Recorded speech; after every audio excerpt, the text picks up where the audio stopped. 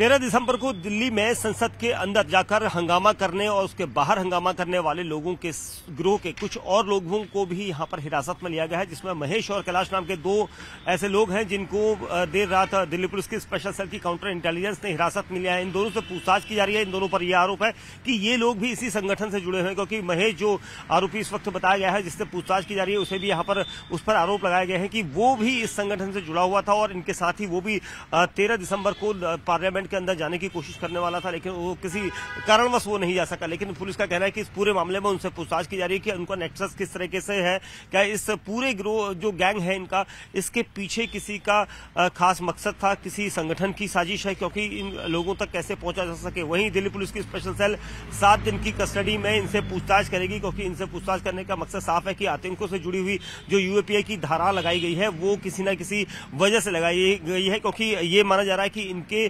पीछे कोई ऐसा आतंकी संगठन तो नहीं है। इस तरह के कयास लग रहे हैं। साथ ही ये भी कहा जा रहा है कि अपनी बात को रखने के लिए कोई और दिन भी हो सकता था, लेकिन इन्होंने 13 दिसंबर को ही इस दिन को क्यों चुना था। और इस पूरे जो इन लोगों का नेटवर्क है इसके साथ कई लोगों के तार जुड़े हैं और लगातार एक के बाद एक कई नाम सामने आ रहे हैं। हालांकि जो महेश है वो राजस्थान का रहने वाला है, उसके साथ जो कैलाश है वो भी राजस्थान का रहने वाला है। दोनों से पूछताछ की जा रही है, क्या इन दोनों पर जो आरोप है वो सही है या नहीं है, इसके मामले में पूछताछ की जा रही है। वही देर रात ललित की गिरफ्तारी हुई है। ललित की गिरफ्तारी बड़ी नाटकीय ढंग से हुई है, क्योंकि ललित काफी दिनों से फरार था और ये भी सूत्र बता रहे हैं कि ललित के पास से कोई भी मोबाइल फोन बरामद नहीं हुआ। शुरुआत में ही लगातार ये कहा जा रहा था कि आरोपियों के जो चारों आरोपी थे उनके मोबाइल फोन ललित ने अपने पास रख लिए थे। उसके बाद ललित यहां से फरार हो गया था।